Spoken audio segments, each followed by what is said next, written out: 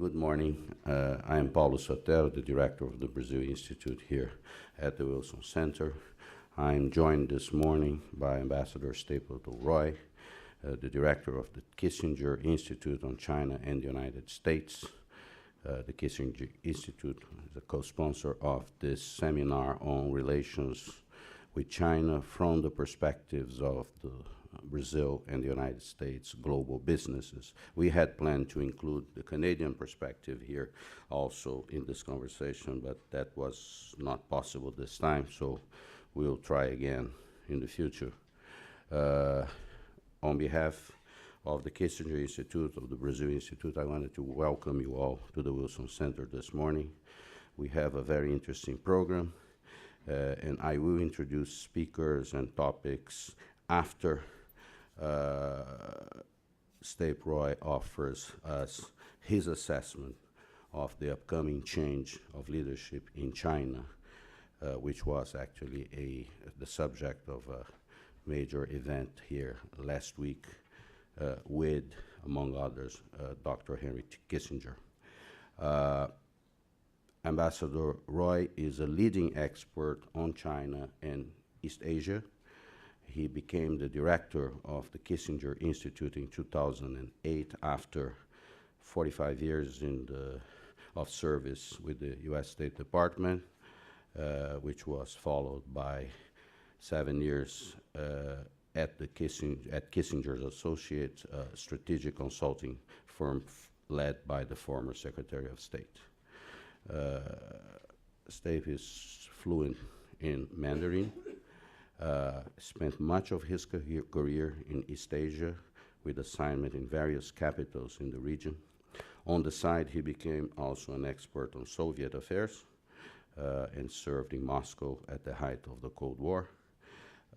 In 1996, he was promoted to Career Ambassador, which is the highest ranking post in the U.S. Foreign Service.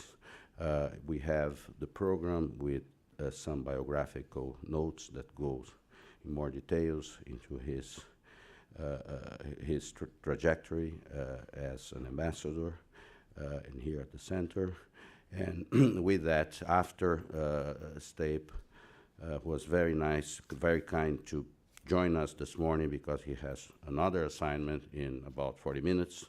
I'm very grateful that he could do this, and I think he is uniquely positioned to talk about this momentous change of leadership in China, and I would like to invite him to this podium to address you. Thank you.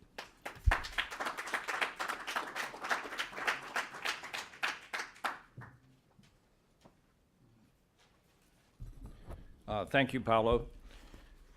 I know this conference is about Brazil and China, not about the United States and China. So in a way, I'm an interloper here. But changes in leadership can result in changes in policy, can result in collapse of regimes. Who knows? Why discuss Brazil and China without some sense of what China's change in leadership may mean in terms of China's relations with the outside world? So let me say a few words about this upcoming change of the guard in China. China's political system, as some of you may have noticed, differs in a few respects from those of the United States and Brazil. So let me begin by just mentioning some of the basics. Under China's Communist Party constitution, party congresses are supposed to take place every 5 years. And since 1977, in fact, this has been the practice. But the Communist Party was founded in 1921, and before 1977, the party congresses took place on a very sporadic basis, reflecting the unsettled conditions in China at that time. The party congresses are normally held in October or November. The one this year is later than usual. Most people were anticipating that it would take place in October, and this may reflect some of the considerations that I'm going to touch on very briefly in my remarks in a few minutes.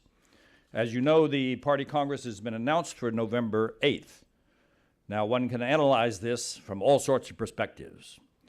We Americans, of course, interpret everything in terms of the United States, and therefore some people think it's because they wanted the Party Congress to occur after the US elections. But there's another even more important factor, which is that 8 is a lucky number in China.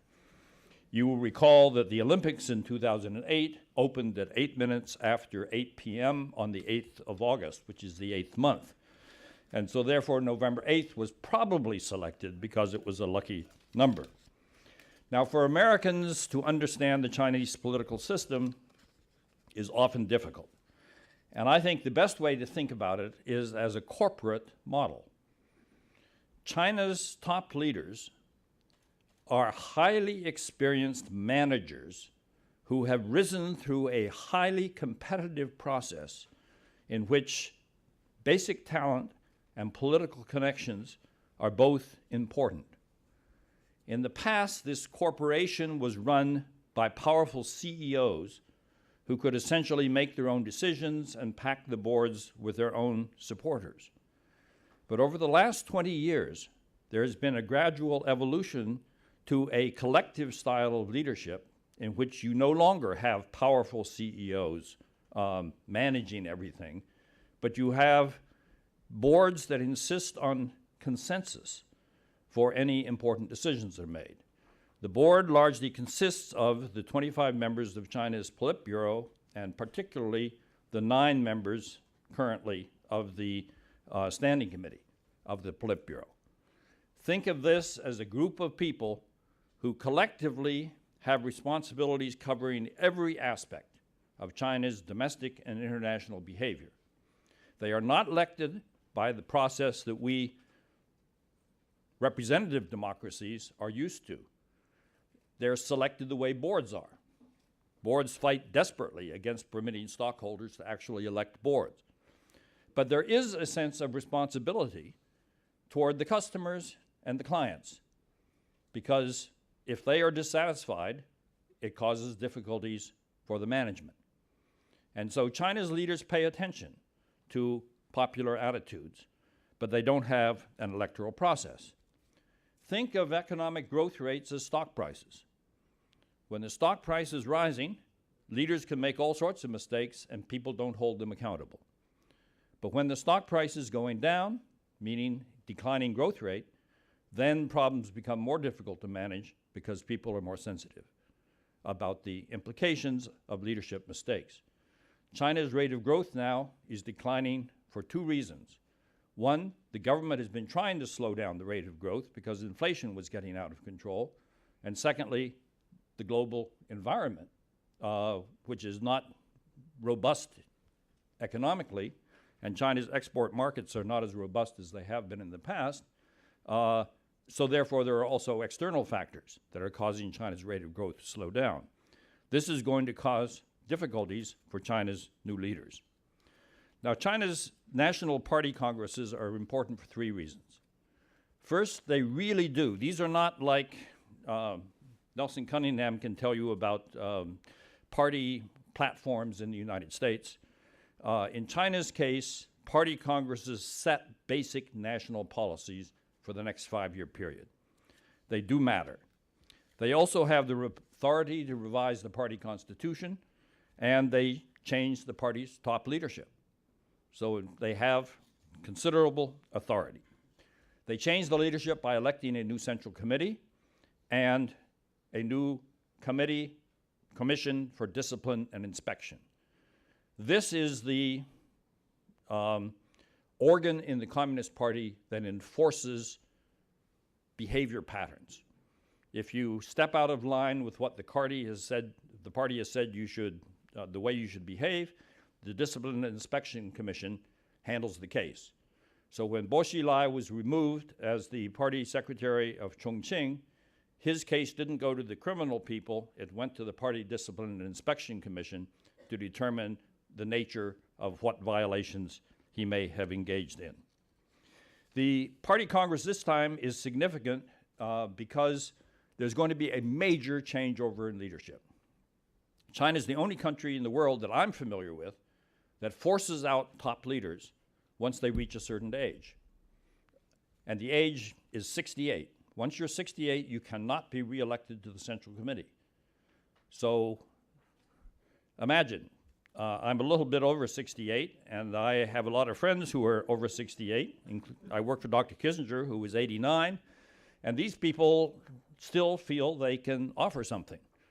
So to force people out at 68 is not an easy practice, and we don't know how long it's going to remain the practice in China. But as long as it does, it has an enormous impact on changes in leadership. Think of another authoritarian system in which leaders are forced to change regularly. China is unique in that respect. Now, this is one of the factors, but there's another reason why the leadership is important. And let me quote from the Financial Times, because they commented on this. I'm using their language. Politics in China matter. The country is the world's biggest holder of foreign currency reserves, the biggest car market, the biggest exporter of goods, and is home to the biggest bank by market value. It has the most internet users. Who rules over all that is important. But I think the reasons why it's important go well beyond that. The US-China relationship is arguably the most important relationship in the world, in the sense that it offers the biggest opportunities and it also offers the biggest dangers if it is mismanaged. Because the US-China relationship is the one most likely to result in big power confrontation if we aren't able to handle the relationship well. We are locked in the traditional problem of a rising power with the rising nationalism that goes with that, a desire for more assertive policies that goes with that, and we are the established power trying to handle a historical problem that has usually been mismanaged and resulted in bloody wars. Both of our top leaders are conscious of that problem and are talking the language of trying to prevent it from happening. Secretary Clinton has spoken of trying to find a new answer to the ancient question of what happens when an established power and a rising power meet, by together building a new model in which we strike a stable and mutually acceptable balance between cooperation and competition. State Councilor Dai Bingguo, who's the top Chinese foreign policy official, has used very similar language in asserting that it's imperative, and again I'm quoting, to build a new type of China-US relationship so that we can break the ironclad law of history that dooms established powers and rising powers to go to war, hot and cold alike. This new relationship, according to Dai, should balance competition and cooperation. So we have agreement at high foreign policy levels on the strategic goal of trying to create a new type of relationship. The problem is that we aren't there yet. Our militaries are engaged in a type of competition of capabilities in the Western Pacific that has the potential to push us in the wrong direction and prevent us from creating this new type of relationship. China's new leaders are going to have to deal with this problem, as will the next president of the United States, whoever he is. So this is a very crucial reason why the leadership change in China matters. Because if the new leaders are not willing to address this problem, then keeping US-China relations on a stable track will be much more difficult. There's a second reason why the transition is important. In essence, it reflects a new selection process. It's the first time that the new leader of China has not been selected by a party elder from behind the scenes. Xi Jinping, who's expected to be the next General Secretary of the Chinese Communist Party, was selected essentially by a straw poll at a meeting of 400 of China's top leaders that took place back in 2007. This is one reason why China's new leadership is more collective, because a lot of top leaders now feel that they were part of the selection process and therefore they demand a say in the types of policies and practices that are pursued by the new leadership. I've already mentioned no, I haven't mentioned. Press reports speculate that Jiang Zemin has in fact been pulling the strings behind the scenes. much like the old system of party elders doing it. Well, you can believe that if you want to. What you have to believe is that vigorous leaders in their 50s and 60s, with decades of experience managing country-sized units in China, are prepared to let an 87-year-old retired leader who is no longer on the Central Committee and holds no official positions determine the power relationships among them. Believe that if you will, but I don't believe that's an accurate portrayal of how these decisions are made. And one of the reasons why the Party Congress has been delayed may be because without somebody behind the scenes who can resolve these types of power relationships, it's more difficult for the leaders to sort out questions as to who will get which types of problems. The third reason I've already touched on. Because of this age limit, every time you have a major change in leadership in China, it lowers the age of the top leaders by 10 or more years. Hu Jintao and Wen Jiabao, the current General Secretary and Premier, were both born in 1942. Xi Jinping was born in 1953, and Li Keqiang, who's likely to be the new Premier, was born in 1955. So you not only have a change in personalities, you have a change in generational outlook when you have a change of this sort in China. This is why Gorbachev was misread by so many people, because they saw him as being an apparatchik emerging from the same selection process that had produced previous Soviet leaders, but they failed to note that he was 20 to 25 years younger than the previous Soviet leaders. And clearly the way that he handled the Soviet Union differed in very important respects. An additional element is worth stressing. This is the first Chinese leader since Sun Yat-sen who has personal acquaintanceship with the United States, going back to over 25 years ago when he made his first trip to the United States, and he's made 4 additional trips since then.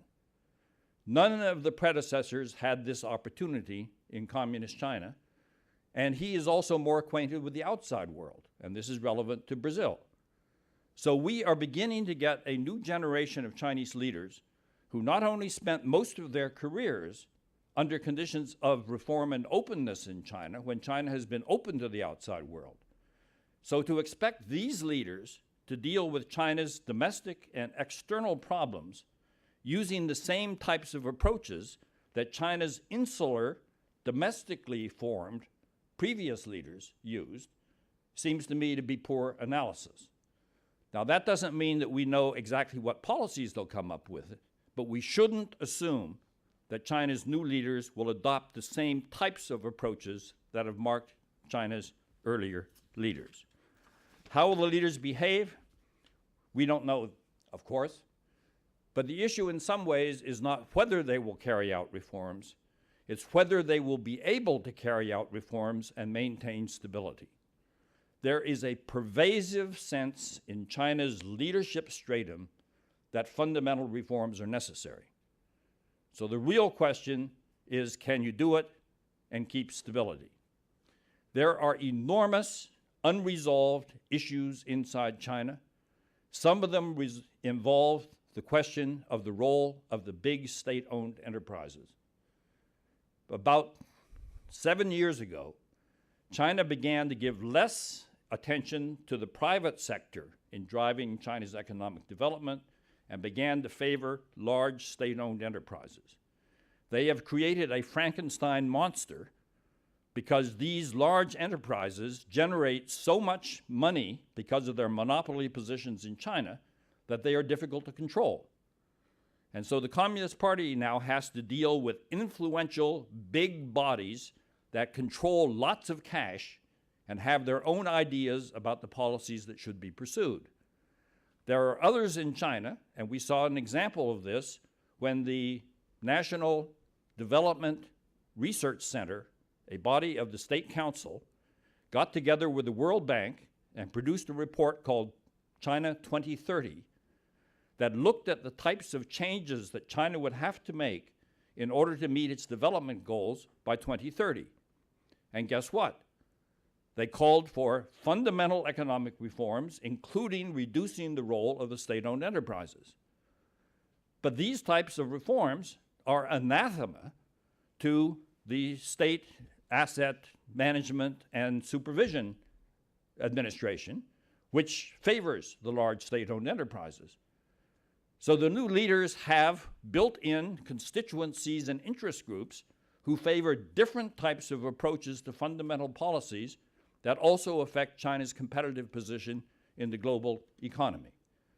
So that's an additional reason why the leadership transition in China is important. They will not only have to deal with an external environment in which China's rise is generating a host of new problems, but also with a domestic environment where a pervasive sense of injustice is beginning to affect everybody in China. Big changes are necessary. There's disagreement over the exact nature of the changes that should be made, and there's disagreement over who should be in charge of making those changes. So we are going to have to watch this transition very closely to try to read the tea leaves and see in what direction China will be heading. The expectation is that because of the highly experienced nature of China's top leaders and the fact that they have been coping with similar types of problems at lesser levels in China. Now here's something, I'll just end with a point. We think of Chinese provinces sort of the way we think of US states. But the governor of Guangdong province heads a province with 103 million people. That's larger than Germany, which is the largest country in Western Europe. California, which is the largest state in the United States, would rank about 17 in China's provincial structure. So that when we talk about leaders holding major responsibilities, we're talking about people who have held governorships or party secretary positions in what I call country-sized units. These are experienced people, and that's why people who predict that China is about to collapse are not taking into account the quality of these top-level managers whose principal goal in life, of course, is to prevent such a collapse from occurring. So I think these factors will be relevant to Brazil's relationship with China, and I think it's worthwhile for all of us to pay attention to what happens on November 8th and in the period after that.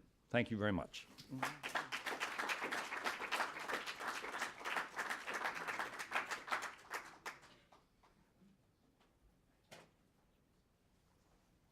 Well, thank you very much, Steve. This was wonderful, very informative to set the stage for our conversation here this morning. I obviously wanted to let you know that that banner is not there by accident, because the Brazil-China Business Council is also a co-sponsor of this event, and they produce some very interesting research about Brazilian companies' relations, investments, trade with China, and vice versa. And you will hear later also, so you will hear from Claudio Fristac, an economist formerly with the World Bank here in town, that has produced a very interesting set of studies on this issue. You'll hear later also from Richard Lapper, who is with the Financial Times of London. He's a former Latin American editor, correspondent in different places, and currently he edits Brazil Confidential, which is a monthly publication of the Financial Times group, really dedicated to the business communities of both countries. It's a very successful enterprise by the Financial Times. I'm going to move. We had a little emergency, and Ambassador Sergio Amaral, the president of the Brazil-China Business Council is on his way here. He couldn't get here yesterday. He arrived early this morning at Dulles. He should be here shortly. But I would like to continue the program by inviting a dear friend of the Brazil Institute and of the Wilson Center, Nelson Cunningham, who is the managing partner and co-founder of McClarty Associates. Under Nelson's leadership as managing partner, McCarthy Associates developed into a firm with global reach, over 6 dozen and over 6 dozen employees and advisors stationed in Washington and around the world. Prior to joining McClarty Associates in '98, Nelson served in the White House as a special advisor to President Bill Clinton on Western Hemisphere affairs and general counsel at the White House Office of Administration. He previously served as the general counsel of the Senate Judiciary Committee under then Chairman Joseph Biden, of whom you probably heard something yesterday. Mr. Cunningham is an active on foreign policy and political matters and frequently speaks to audiences in the United States and abroad. He is a member of a variety of institutes. Important thing, he grew up in the region in Argentina. He has great expertise. Obviously, has dedicated also a lot of his time analyzing Brazil-U.S. relations. Relevant to our discussion here today, Nelson Cunningham was the person that actually established the offices of McClarty Associates in Beijing. He is a magna cum laude graduate of Yale College and Stanford Law School. I would like to ask Nelson to come to the podium, and he has introductory remarks, and will introduce Ambassador Sergio Amaral shortly. Thank you. Nelson.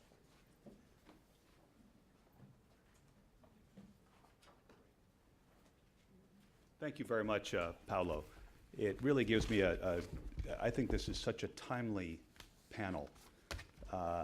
For years, here in the United States, we spend far too much time thinking that the world is a sort of a hub and spoke arrangement where we're at the hub and then all the rest of the world just relates to us, and we give inadequate attention to the way that the rest of the world relates to each other.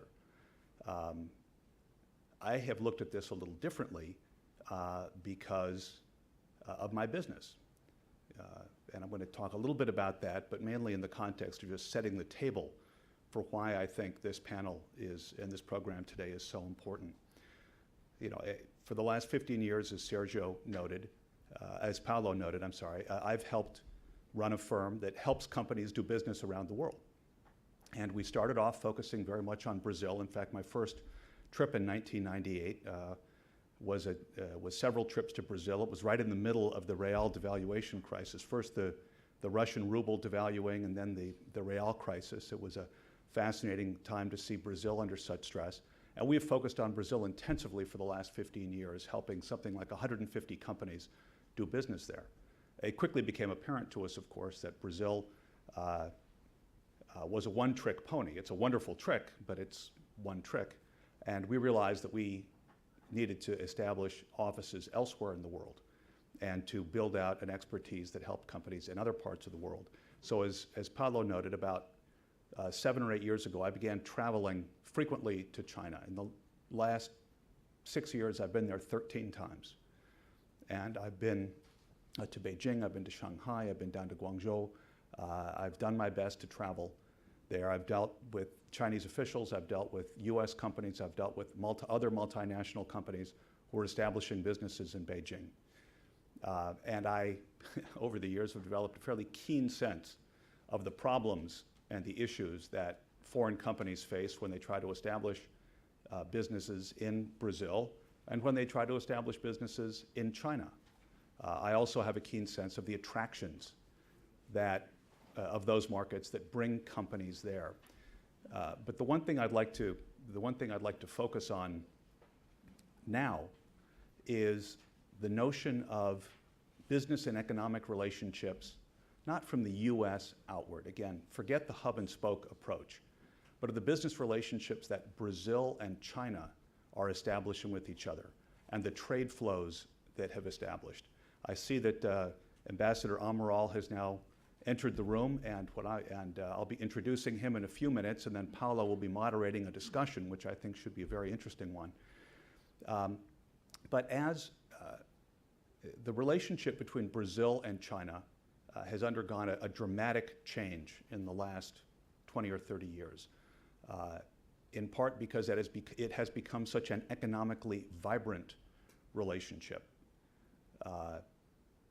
China for many years looked at Brazil as a marketplace for commodities. Brazil, meanwhile, looked at China as an interesting but complicated purchaser for its commodities. I've always been delighted at the notion that the phrase in Portuguese for free money or from manna from the sky that falls into your laps is money from China, money that just arrives magically into your pocket from someplace far away. And what Brazil and China have set out to do over the last 20 or 30 years is to actually make that a reality. Brazil's sales to China have skyrocketed in the last 20 or 30 years. They have been almost entirely, for many years, they were almost entirely commodities driven. Soybeans, steel, paper, goods. What has happened now, though, is the relationship has deepened dramatically, in part because China's going out policy, saying we have now developed the China market, but it's important for Chinese companies to go out into the world and not view the world just as a marketplace from which to buy things, but view the world as a place in which to establish an industrial and a business foothold. So in the last 5 or 6 years, in particular, we've seen China embarking on an aggressive strategy of investing in Brazil, just as it has embarked on a strategy of investing in the United States. That means that the relationship between Brazil and China will no longer be just one of buyer and seller, but will be one where you'll actually have Chinese businessmen operating in Brazil and working with Brazilian labor issues and Brazilian currency issues, the real life issues that affect businesses. You will also increasingly see Brazilian businesses operating in China and dealing with the real world problems of establishing businesses there and running them there. And I think I will end on this point because I really would like to get into the discussion after we hear from Ambassador Amaral. I think one of the key things that we all have to keep an eye on here is how those investment flows and how the establishment of commercial and industrial footprints in each other's countries is going to affect the politics of those countries. We've seen in Brazil a movement to restrict foreign purchases of agricultural land. Obviously, this is motivated in part by concerns about China coming in and buying up huge swaths of Brazilian industrial territory, agricultural territory, and locking up key assets and taking them out of Brazilian hands.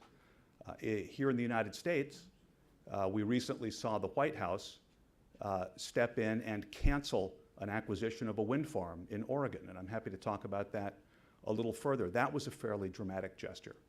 In the context of our election campaign, we've seen China loom fairly large.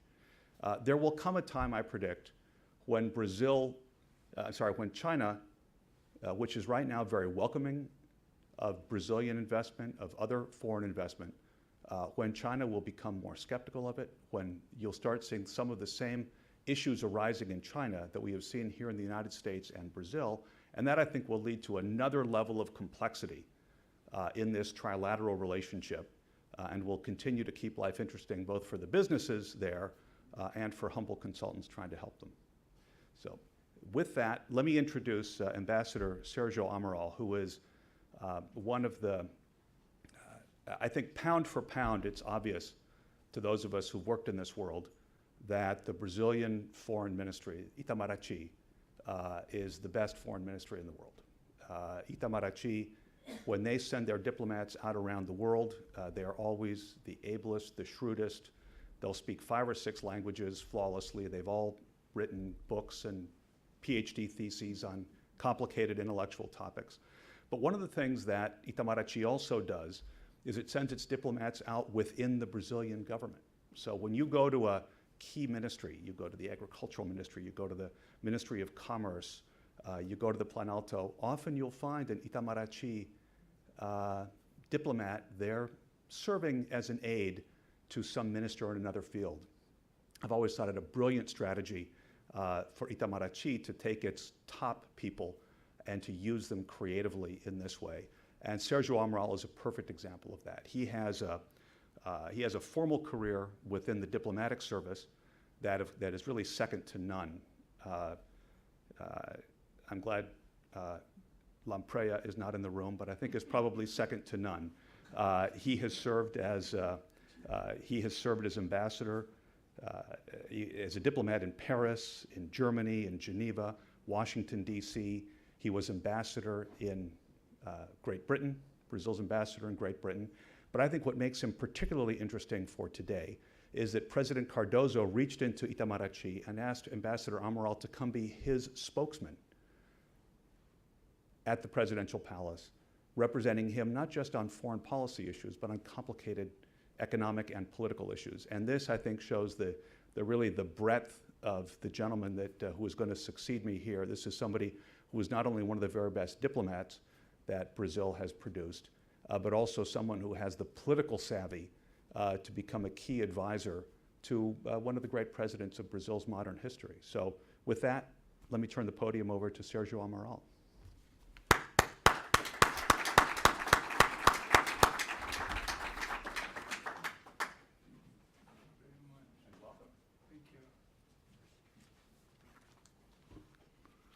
Good morning. I'd like to thank Paulo Sotero for organizing this meeting. I'm very happy to be here. A little bit delayed. I had an emergency which made me come one day later. And I was very impressed by the very flattering remarks by Nelson Cunningham. And I am afraid of disappointing you. I'll try to be brief because I think we're going to have many interesting discussions this morning, and I see Richard Lapa, whom I also had long discussions in London and now in São Paulo.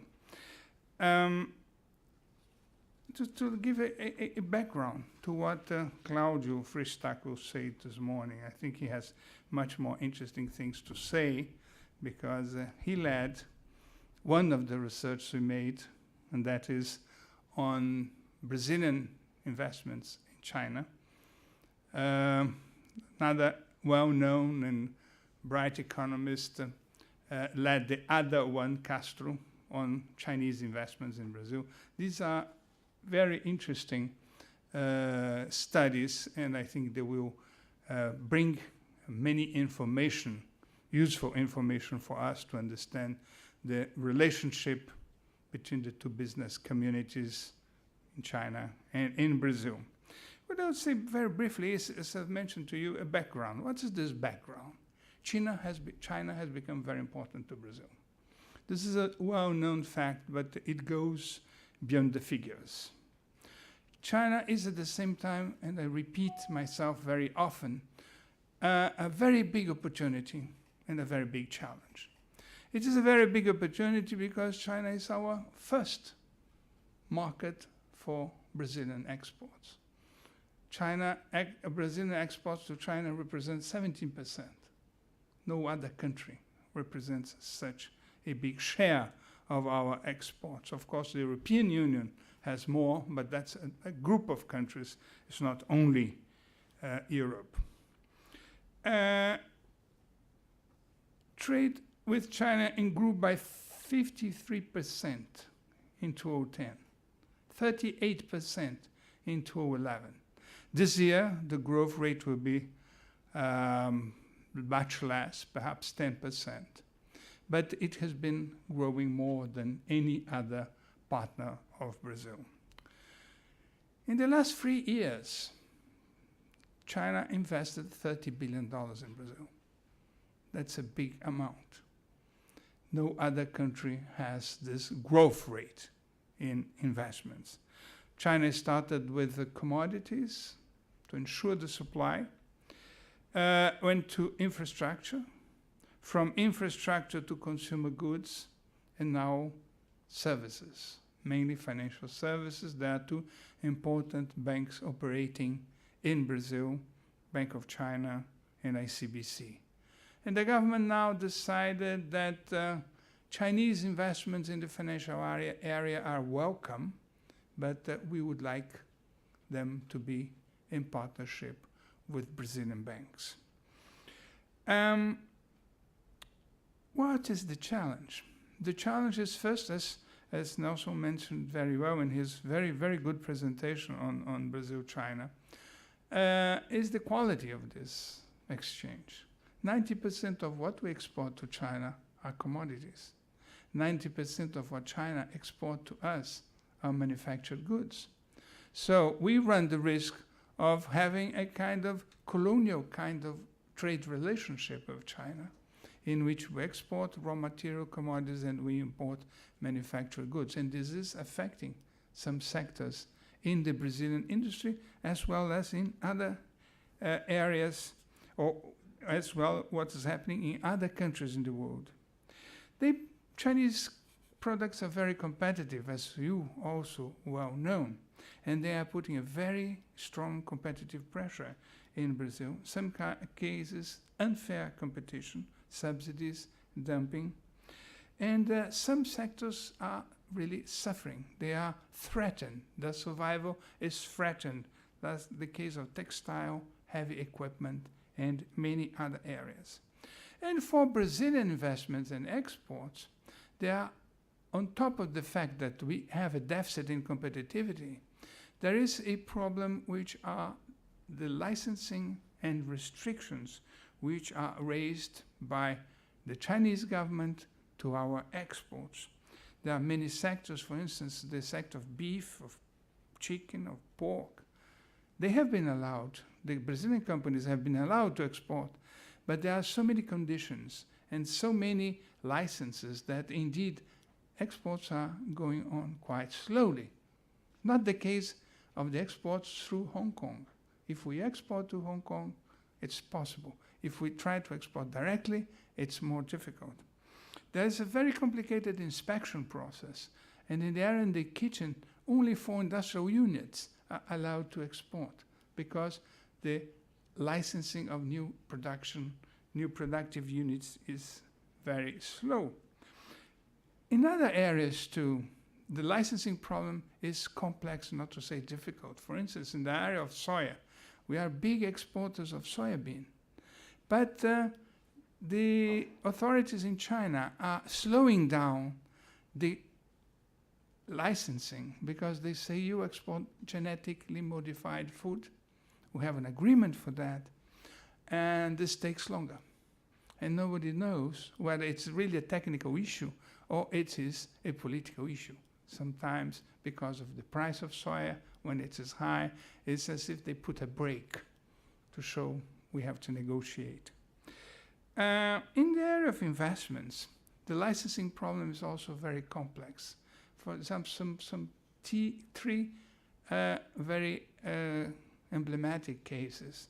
One is Embraer. Embraer is a Brazilian aircraft company. It's settled in China with a Chinese partner. They built they are building an aircraft, one model, and then Embraer decided that there is room for another model and wanted to do an upgrade of their previous aircraft, and they were not allowed to.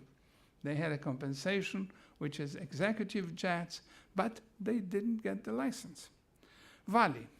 Vale do Rio Doce is perhaps the largest or the second to soya exporter to China.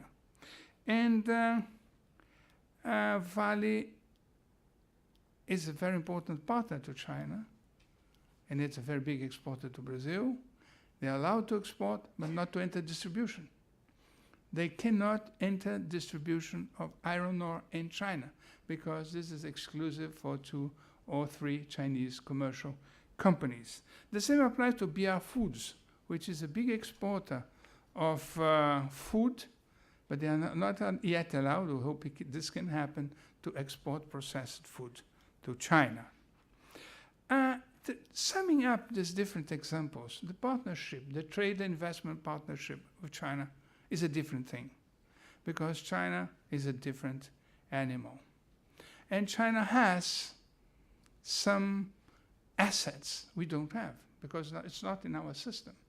They have a very clear strategic vision, and I think Claudio will show, when they decided to go abroad and invest in the world, they had a very clear vision what they wanted.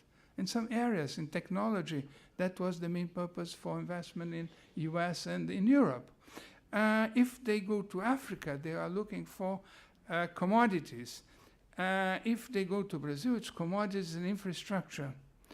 And on top of having a very clear strategic vision, China has a coordination of government and enterprise. You know that also quite well. A Brazilian company which discusses a partnership with a Chinese company never knows whether that's a private company that will abide by the laws of the market, or it is a state-owned company that will follow the directives, the instructions, the guidelines of the government. And in our study, there's a very interesting chapter on SASAC, which is an agency which supervises the 120 and 130 main Chinese state companies, not only in their practice, in their policies in China, but abroad. I have a Chinese friend who studied at the same university in Paris I studied, and we have a very open conversation. And he visited our office. I'm associated to important law office in Brazil, Felsberg, and I'm very happy to see Thomas Felsberg here. And this office is very committed to China because it's only Brazilian legal practice which has an office in China. And we discussed what he was doing in Brazil. I said, but what is your purpose here? He said, I intend to buy a shipyard in Brazil. And I have been visiting many shipyards. I own 3 shipyards in China. And I have the exclusivity of the Chinese government. I said, but what does that mean? He says, only my company can buy shipyards in Brazil. So this is something we never thought about in doing in Brazil.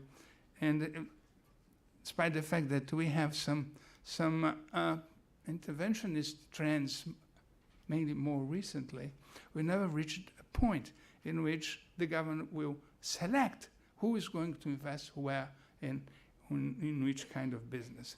What I think, and this is a question I'd like to raise to discuss with you this morning, it is that China has developed a new kind of trade.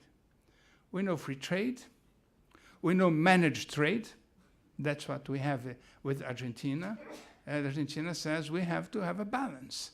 So if we export too much, they put some restrictions, some how to say, or restrictions in quantity, or restrictions in licensing, or just a telephone call from Secretary Moreno saying the Brazilian supermarkets, they cannot buy such or a few products from Brazil.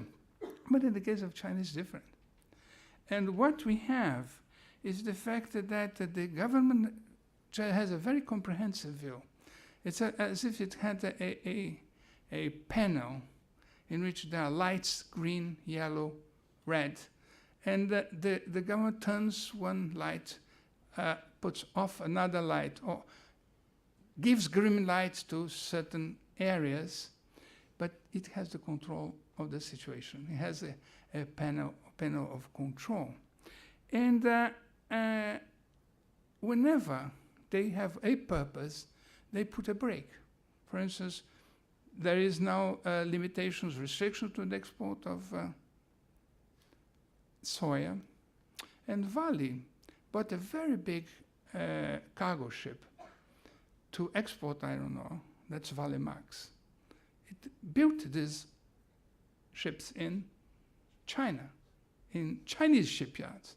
And they were built, the Chinese said, listen, these are too big. And they will raise environmental problems in our ports. So we're not sure that we'll give you the license. And Vale said, but we bought this in China.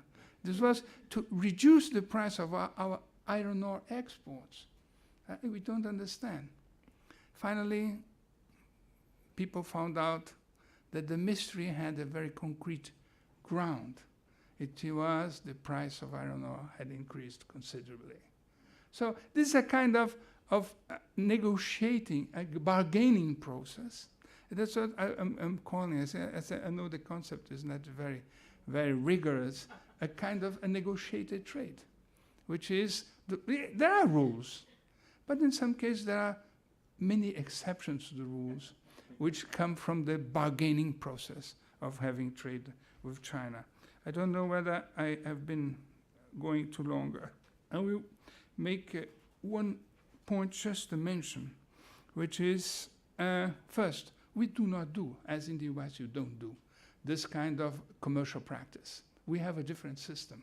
Provided a foreign company in Brazil abides by the laws, it's considered a Brazilian company before the law and even before financing by the National Bank for Development. I think we won't change, but I think we have to discuss how we can negotiate in a better bargaining position with China. The one point which is very important is integration of economic space in Asia. 53% of trade in Asia is among Asian countries. And it's not only trade, it's the integration of the productive chains. Whenever these productive chains consolidate, it will be much more difficult to export any manufacturers to China, because this will be in the framework of the integration process which is going on in the markets, because the Asian countries don't have the possibility of setting up a political diplomatic process, how the European Union did and how we are trying to do in Brazil. We have a problem of our own, a very serious problem, which is a deficit in competitiveness. And I think Claudio will focus this much more closely. And we have to face this problem, but I think this may also be left for the discussions later on. I would like just to mention two or three points on what the Brazil-China Council is doing, Business Council. First of all, we have to provide inputs for the government to negotiate with China. We are considered to be the business arm of China-Brazilian relations, and we are doing that. We have to provide the Brazilian companies with better information on the opportunities as well as about the difficulties. And we are talking to the government on the need to expand more our trade agreements. Why? Because the best way to protect in a sound basis our productive sector from this overwhelming presence of China is to have preference agreements with our neighbors, which is difficult at the present moment to talk about that. But we have to have more preferential agreements. We don't have, because we have bet on Doha, and Doha, I think, is not going to happen. I'd like to end this remark with a quote. And whether we face such a challenge, which is China, and I open this quote, with confidence or dread, will depend on the success of the efforts to strengthen the domestic competitiveness, starting today, because this will take a decade or more to bear fruit. The domestic elements of such a program should include reallocating expenditures from consumption to investment, fashioning incentive to bolster innovation in traditional and new industries, and elaborating a culture of competition in the global marketplace to replace the soon-to-be bygone self-satisfaction. This quote is not from a Brazilian politician, it's not from a Brazilian businessman. It is one of the conclusions of the Aspen Institute program meeting with business people in America. Thank you very much.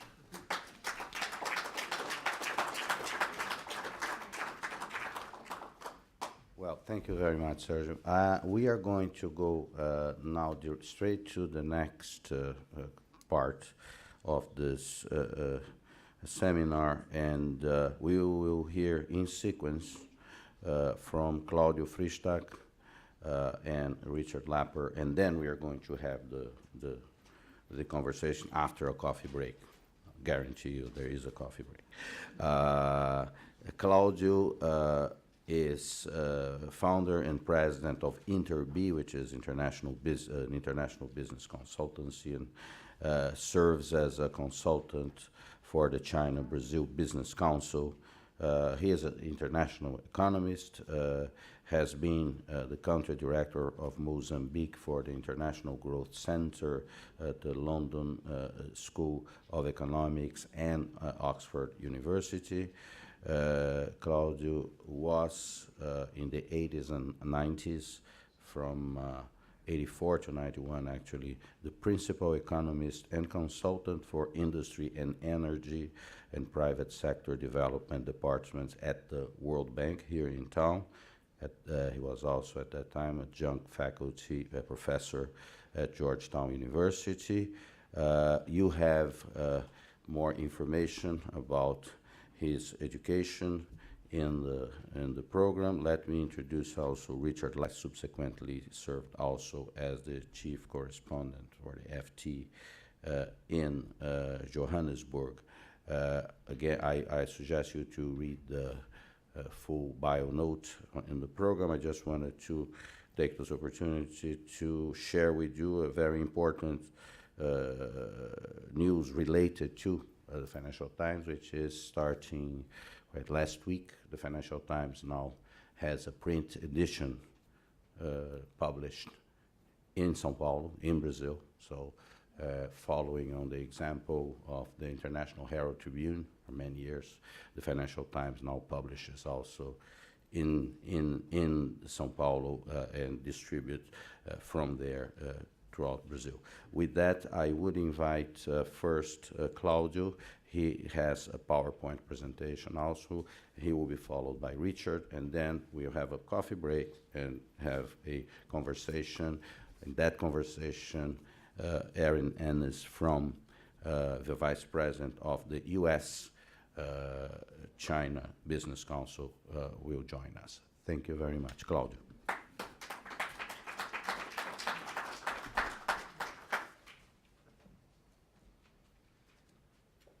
Well, good morning to all of you.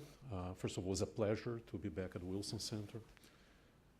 First time I was here many, many years ago, I was still in the castle, and I had a very interesting and long discussion. And those were the other days, the days where we're under hyperinflation, and Pércio Arida, which is one of the people which were responsible for the Real Plan, was at that time in the late 80s at the Wilson Center. And he was actually looking into the German hyperinflation experience to see if he could draw some conclusions for Brazil. And it turns out that he and the team drew some very interesting conclusions, and it turns out they also had a very successful program, which is now, well, things accelerate in time, nearly 20 years old, the Real Stabilization Plan. Those days, of course, Brazil was completely focused, and companies in Brazil were focused, A, on the domestic market, B, on managing to survive a hyperinflationary environment. I recall that in 1993, just prior to the Real Plan, real stabilization plan, the daily inflation rate in Brazil was 1.2 to 1.3%. And if someone has not experienced that, let me tell you, it's not fun at all. And inflation turns out to be a very effective machinery, a very effective instrument to concentrate income. And this was one of the reasons that we had such a high degree of income concentration, which has been lowering progressively since then. But actually, this is the object of our discussion, of course, is not Brazil's inflation experiences, Brazil-China's relations. I would like to start with just reinforcing or strengthening what my previous speakers, basically Nelson and Ambassador Amaral, also mentioned. Brazil and China's relationship are now extremely important. In a sense, it's more important for Brazil than for China. There is a bit of asymmetry here. Well, the Chinese economy, of course, is much larger, has a fairly diverse economic relationships. I would just like to point out one statistic. Of course, it's an estimate, just so take it with a grain of salt. We estimate that as China's long-term stable state, quote unquote, growth rate moves down from 10% to somewhere around 7%, this is going to actually take away 0.5% of Brazil's growth over the next few years. So 0.5% per year, which is an enormous number. Let me just as a matter of noting that Brazil's long-term growth is anywhere between 3.5% to 4%. Our estimates, our current estimates, is that Brazil's growth capacity, so you're looking at the supply side, quote unquote, is around 3.5% to 4% a year. So taking away 0.5% is an enormous number. Having said that, I think Brazil and China are to an extent some kind of the mirror image. Interesting thing that we did not coordinate on this, but Ambassador Amaral mentioned, the last quote. He says, well, we have to consume less, invest more. Actually, Brazil has to do exactly that. It has to consume less, has to invest more, we have to gain productivity. And China, in a sense, is the opposite. There's no country, I don't think there's any precedent, really, of a country that has invested, on average, around 50% of its GDP in the last few years. Saved a lot and invest a lot. So this is an enormous number as well. And so China has, in a sense, has the reverse problem. It has to create a social security network because, well, as in Brazil, but because the population is aging very fast, as you all know. As of next year, the contribution of labor force growth in China to economic growth is going to be negative. The contribution of education to economic growth is flattening out around 0.6%. The contribution of capital to economic growth is going to lower because you cannot simply sustain 50% of investment GDP ratios for long. So where's China's growth coming from? It's going to have to come from total factor productivity growth or simply productivity, systemic productivity. So we made also some calculations, and the numbers don't look very good. We estimate also that China's long-term growth is flattening out to 6.5% to 7.5% range. So this is not great news. Not good news for us in Brazil. It's not good news for the world either. And I don't think it's good news for the US in this respect.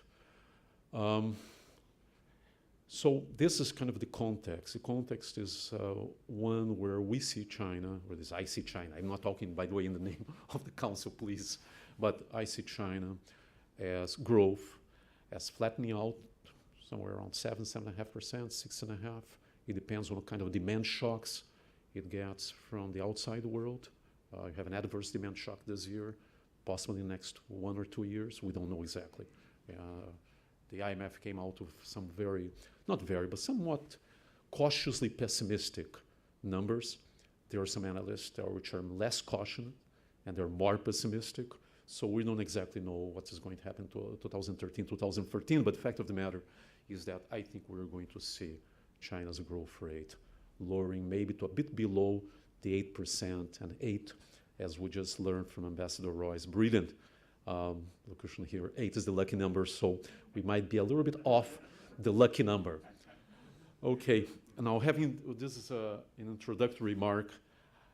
I'm going to ask you to bear with me just a bit. I have somewhat of a long presentation, so I'll try to accelerate in a few points. But the point of this presentation is that we're looking at one aspect of China's-Brazil relationship, namely, initially the bidirectional investment, and in this particular instance, one direction investment, namely from Brazil into China. So let me start. We, at the council, we have been conducting some studies. Professor Castor, who unhappily, tragically passed away last year, he was responsible for a first study, systematic study actually, of China's investment in Brazil. We are now, after he passed away, Ambassador Amaral asked me to head the research program, and our first task to look the other way around, namely in Brazil's investment in China. And now we are actually updating, in a sense, the other way, again, China's investment in Brazil. So I think that I would like to call attention to a couple points here. One is the volume of investment is very significant. We're talking about direct foreign investment flows into Brazil, somewhere in the order of $60–70 billion. So China's share sometimes is quite significant. And second, I think something which I would like to also call attention is the fact that even though the volume has shifted down a little bit, but the shares have shifted sectorally, from a sectoral perspective, has shifted dramatically. So this is one aspect that I think we have to underline in terms of Chinese investments. Their response time can be very fast. And as I would like to, let me just, here's the pointer. If in 2010, most of the projects, as you see here, yes, natural resource based. Sorry about this. 58%. In next year, most of the projects we're talking about manufacturing services. So the concept that China's after Brazil's raw materials period is, from a direct foreign investment perspective, it's not exactly it. They want to secure raw materials from Brazil, and they are securing that. But they also want to establish a platform, a manufacturing platform in the Brazilian market for a number of reasons. One, to exploit the domestic market, which has been growing at a fairly fast rate. Second, to look from the Brazilian market into Latin America.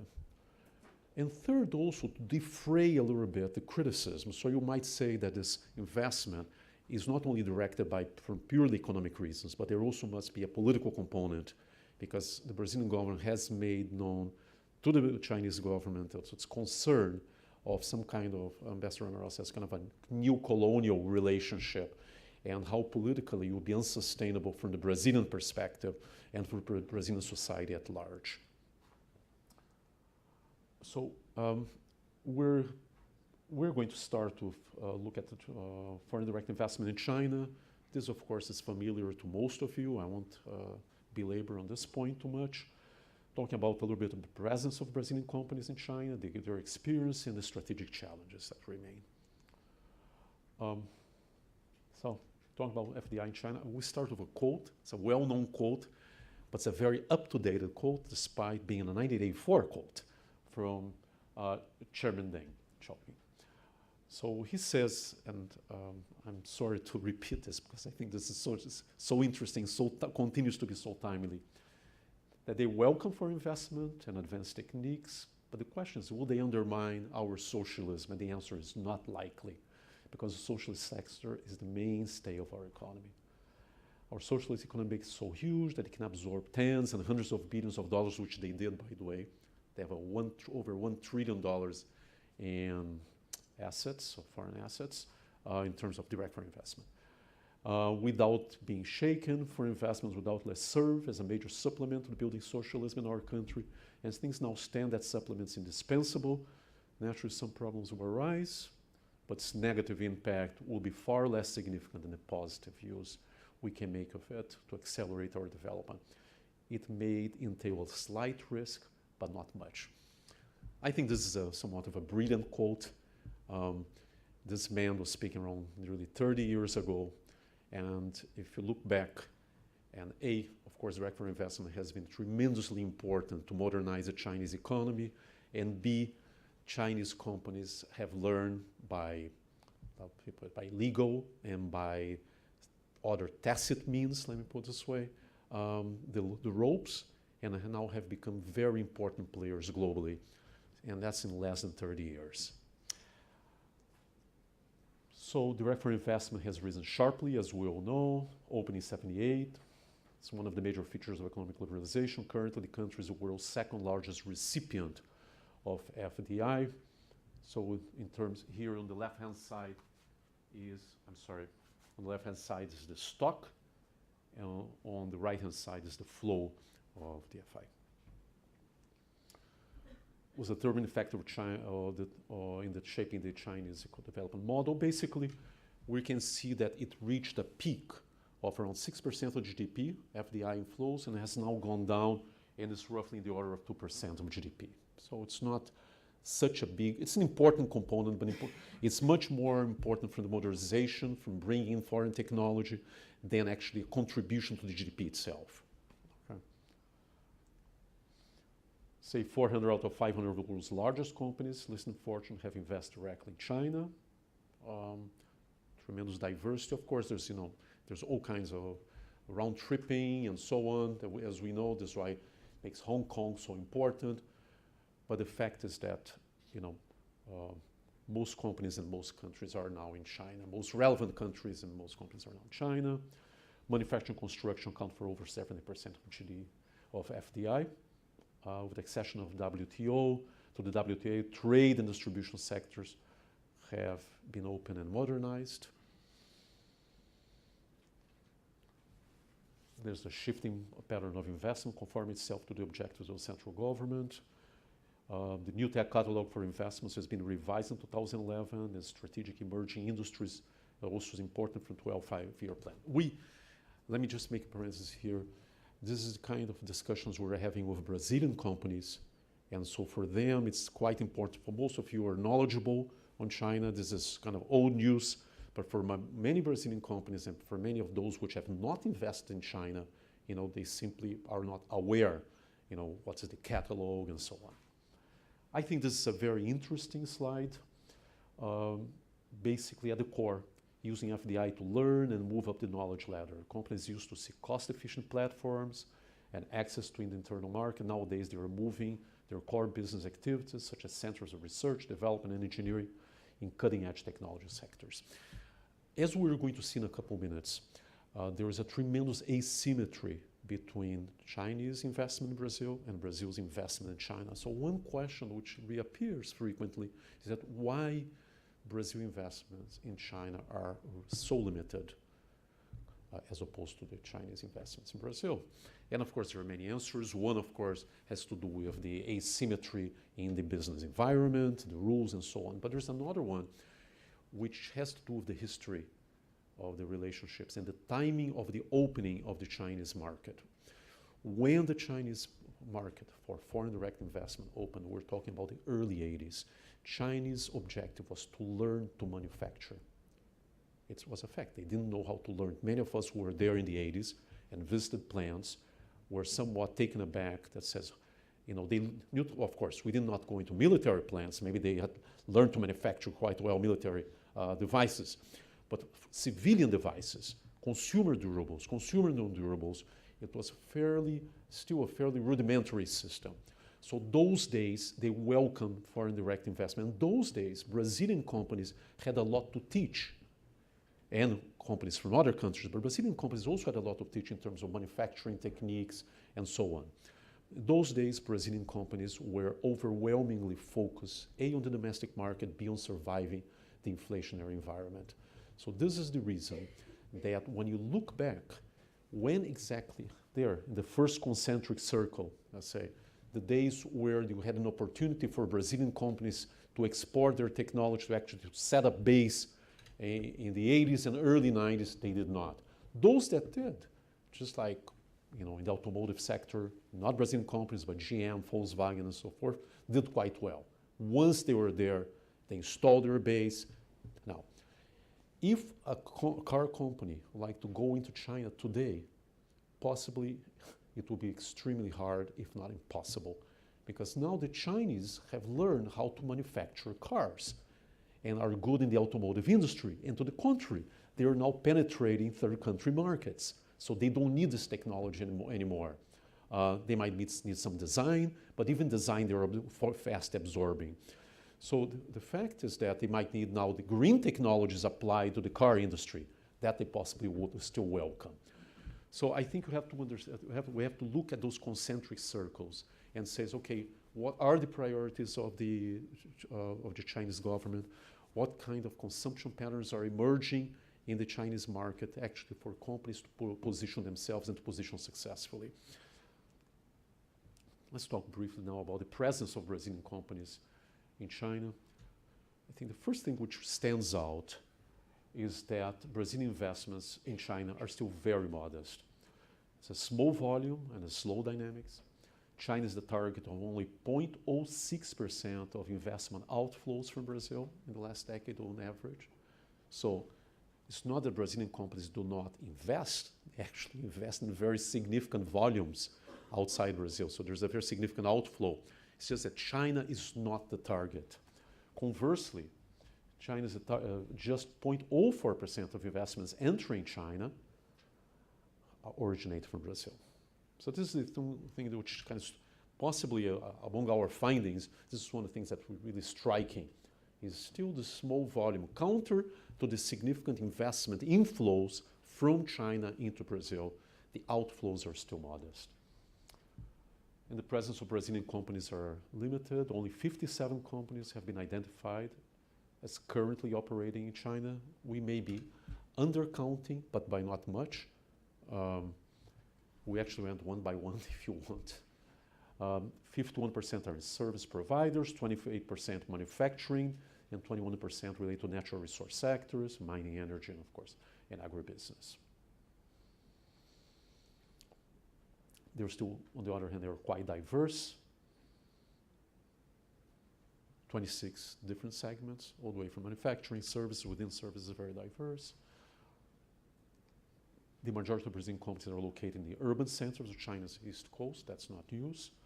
More than 80% of Brazilian companies are located in cities like Shanghai, Beijing, Guangzhou, and Shenzhen. This, of course, has also the implication that as the Chinese government would like to stimulate and pushing companies to the interior, Brazilian companies have not made this move yet.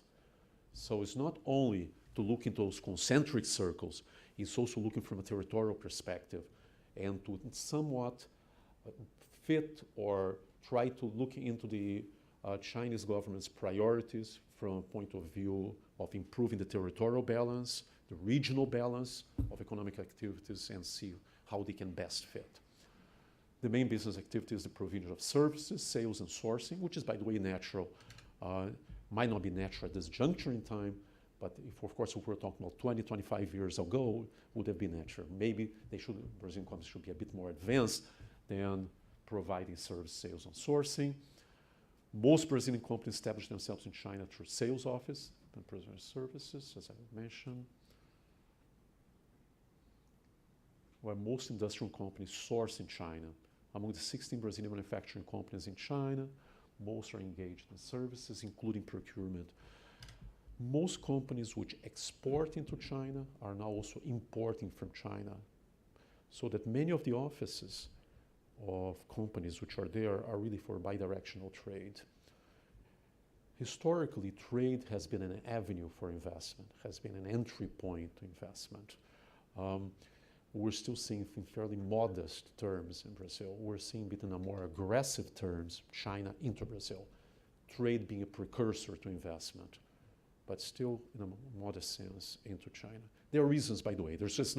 It's not only the fault of Brazilian firms, not only the conservativeness of Brazilian managers, it has to do with also the complexity of the rules and so forth, as we're going to see in a moment. With company natural resources, energy, mining, agribusiness engaged in the sale, distribution of their products. Talk about the experience of Brazilian companies. What we have done is actually we interviewed in depth a number of companies. We had 12 interviews. Actually, it's a bit more than 12 interviews because we went more than once with the same individual or individuals. But basically what we did, we had a very structured set of interviews, a long questionnaire, then went back and forth a few times just to ensure that we got the answers right. We questioned a bit of the answers. So this with companies, we did that was with government officials and so on. So anyway, so now we talked about entry, operations, and perspectives and challenges, hopefully not exit, okay? So then we ask ourselves, what are the key barriers? Well, first of all, geographical and cultural distance. The Chinese business environment has a number of particularities or idiosyncrasies. It's not very easy for Brazilian companies to understand. It's not, let me just note that it's not the Brazilian environment is trivial. For instance, our tax regime is complex, it's convoluted, people pay a lot of, has to pay, it's not, people don't pay bribes, it's just they have to pay lawyers, accountants, and so on to understand the tax regime and to deal with the tax regime. So we're not saying that Brazil is a paradise from a business perspective or we have a completely level playing field. It's that the Chinese environment presents a different level of challenge. Okay. There's also the fact that geographically, the countries are very distant. It's less important today, it was very important in the 80s and early 90s. Remember, times flies, that today is fairly trivial, internet and so on. In the early 80s, this was not the case. There's lack of information and knowledge about the priorities of the Chinese government, how to enter China, and how to deal with various government bodies. Again, it's tremendous dearth of information among Brazilian firms. It's kind of a bit of striking. Third, authorizations and approvals for the Chinese government to projects in regulated business sectors. Ambassador Amaral mentioned this a few minutes ago. There's a myriad of licenses. Most of them are explicit in nature, but there's also some tacit elements in it, which makes it even harder. There's a misalignment between the strategic objectives of Brazilian companies and sometimes their Chinese partners. I think this is very important. Most Brazilian companies are just regular profit-making companies. In other words, you have objectives. Doesn't matter. You don't necessarily have to have quarterly objectives, but at least you have objectives. At the end of the day, you have to produce profits, and you have to. Your main stakeholder are your shareholders. The Chinese companies have other priorities. You're talking about employment creation. There's things which are influenced by government. So there is a bit of a conflict. There's often some conflicts between the Brazilian side and the Chinese side. At the end of the day, if you stay long enough, you converge to some kind of modus vivendi. But in the meantime, people feel uncomfortable. And there's another barrier. Anyway, and the non-recognition by the Chinese judiciary of international practice related to intellectual property rights, which ultimately benefit the Chinese side. This is a very old, you have heard this again and again. There are many conflicts. But again, the Brazilian side, there are a number of anecdotes, which we discuss later or mention later, the fact that many of Brazilian companies, when they are unprepared for the way Chinese business is conducted, or business in China is conducted, and how to deal with their joint venture partners, and basically how to protect their intellectual property rights. So they asked, well, how to do it? We asked them. I says, well, first of all, establish our Guanxi network. Guanxi is not simply, it's not that Guanxi is completely unrelated to business relations. In all countries in the world, networking, establishing business, establish a face-to-face discussions, and establishing a personal relation is important. It's important in the US, it's important in Europe, it's important anywhere. Guanxi is a bit different, as you all know. Guanxi established kind of a long-term, credible relationship which can only be accomplished a bit over time. It's not in some kind of instantaneous tit for tat. And again, so it takes time, it takes a little bit of patience, it takes perseverance. You're not there for the short term. Otherwise, you're going to be losing money. I mean, this is one. Second, association of a Chinese company. This is something that the Brazilian parties were not, immediately cognizant. When you associate yourself with a Chinese company, you're also associating yourself directly or indirectly with the Chinese state. And it's different. When an American company comes join ventures with a Brazilian company, you're not associating yourself to the Brazilian government or Brazilian state. I mean, unless it's a state-owned company. And even if it's a state-owned company, you know, government could be far removed. Offer products according to government priorities and new consumption patterns of the population, which is shifting quite fast. There's a very large emerging middle class in China, as we all know. And consult service providers and government agencies, such as the Brazilian Embassy, the Brazilian Agency for Export Promotion and Investment Promotion, APEX, from Brazil, and so on. Operation of Brazilian companies, what are the key barriers? Establish a network of reliable suppliers. Establishing and maintaining a sales channel to meet the needs of the local market, limits imposed by the Chinese government to establish direct market channels to third-party countries, hindering the creation of independent export platforms. This is something which is, some Brazilian companies were really caught by surprise. The Chinese government and policymakers and companies soon learned that it's not enough just to learn how to manufacture, and also even not enough who learned how to research, design, and so forth. There's another dimension which is at least equally important, in some industries even more important, is the relationship with the clients. I'm just going to give one example. And this is not the case of Embraer, but Embraer is an aircraft manufacturer. So it's in the business like Boeing and Airbus and Bombardier of designing, integrating parts. The problem with the aircraft business is not simply designing and integrating parts, it's also to establish a credible long-term relationship with your aviation customers, with your aviation companies. If you don't have this relationship, you're not going to sell one single airplane. Mutatis mutandis, the Chinese came to the conclusion that should also apply, for example, to buses.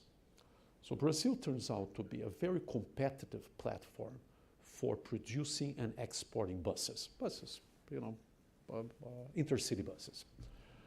So a Brazilian company, actually the most competent of the companies, established a base in China.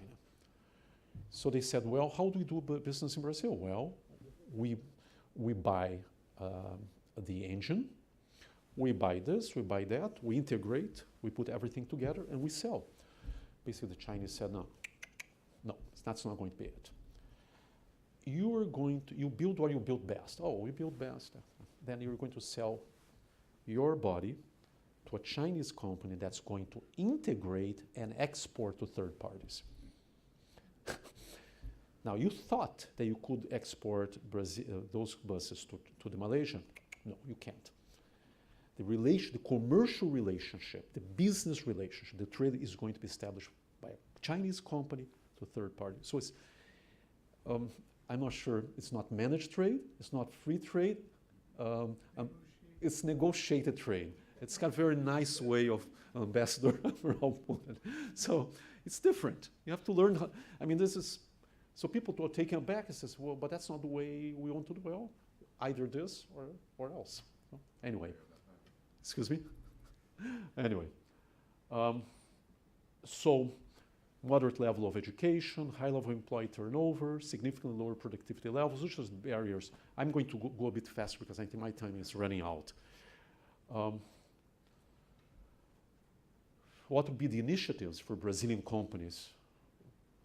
Establish a network of suppliers with a preference for companies with a global reach. These are, this is the, we're not saying this. This is what we heard Brazilian companies tell us what should be done to be successful in China. So we're just repeating, quote unquote. To avoid issues related to intellectual property rights, companies can basically limit local suppliers' access to information on product specifications. Some of them have done exactly that. Establishing jointly managed sales channels, offering quality, differentiated, and customized products, to access and gain local market share. Extensive training of local employees in order to reduce the skill gap of the workforce, and progressively integrate corporate planning and programming systems to help close the performance gap between operations in Brazil and China. So we asked the companies to offer suggestions as well, which could lead to increase in Brazilian investments in China. And we highlight a few. The need for the Brazilian government to treat China as a de facto priority. Now, if we go to a Brazilian high-level officer and ask, listen, we should treat China as a priority, he says, what do you mean? We treat China as a priority. I think we don't understand why you... But de facto, China is not still a top-level priority in Brazil. Not that we have to build a China desk in Itamaraty. That'd be a formality, could be welcome. We don't have a China desk, by the way, in Itamaraty. If it's a real top priority, for example, is not only allocate more resources, but you ensure that the level of intragovernmental coordination goes up, increases, which is currently quite low. You actually mobilize the firms, you mobilize civil society, and you say, listen, from now onwards, at least as important as Brazil-US relationship is going to be Brazil-China's relationship. And it's still not the case. Second, effective mobilization of government institutions in order to deal with different aspects that permeate the Brazilian business in China.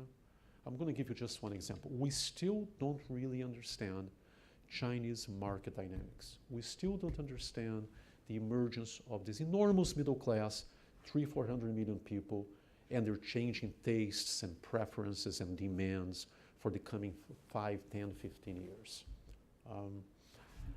The search for greater symmetry in investment-related rules and practice, given that Chinese companies have greater freedom to invest in Brazil than Brazil and China. Now, I'd like to just point to two aspects. One, when you speak with Chinese about the asymmetry of rules, their standard answer is, okay, there may be some asymmetry, but we don't discriminate against Brazilian firms, which generally is the case. And of course, one corollary, maybe it's not a non-obvious corollary, but one corollary that we draw from is that if Brazil discriminates against Chinese firms, it will be a tremendous mistake. Because what the Chinese abhor is being discriminated against. Now, having said that, we say, well, okay, so the level playing field is not really leveled cross-country, but can we do something?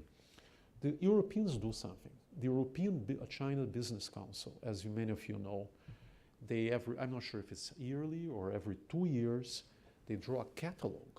We're talking about 300-400-page catalog of asymmetric practices, let me put it this way, with respect to European companies. And they discuss this catalog with the Chinese officials, and they go one by one. We don't do such a thing. In fact, the council, our council, has somewhat of still an initiative, but of course we don't count of the resources as the China-Europe Business Council, which actually contract this out to top consulting firms and so on, and draw a 400-page document and presents this on a systematic, structured basis to the Chinese officials. So this could be done, not in such a large scale, but improving our efforts over time. The urgency of defining a strategy and policy framework to guide the discussion among Brazilian companies and Chinese companies and the Chinese government. The need for a more effective dialogue between Brazilian companies and the Brazilian government so as to increase the alignment of public and private sectors This would propitiate a more coherent position and action plans. So on, and finally, greater coordination among Brazilian government bodies. I'm finishing now. The strategic challenges. So we conducted interviews with key actors in government discussing possible areas of intersection with respect to the issues raised by the Brazilian companies, in particular, government positioning and initiatives to increase Brazilian investments in China.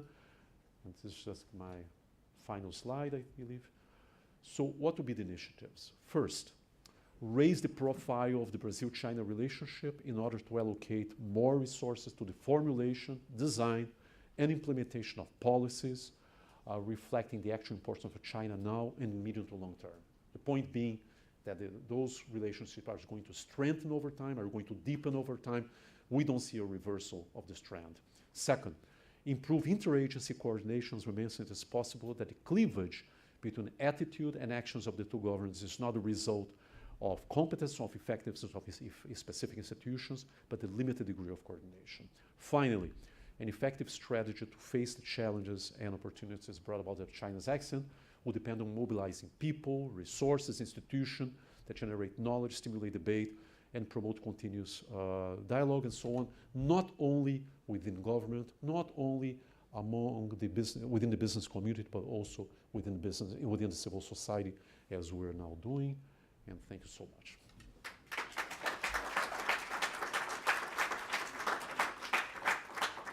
Well, I'm going to follow a suggestion by Richard Lapper here, and let's break now. And then when we come back, we will have his presentation, and then he will stay here, Claudio and the others will join us, and then we'll have the discussion. So 15 minutes break that we should actually look more like a 10-minute break. Thank you very much.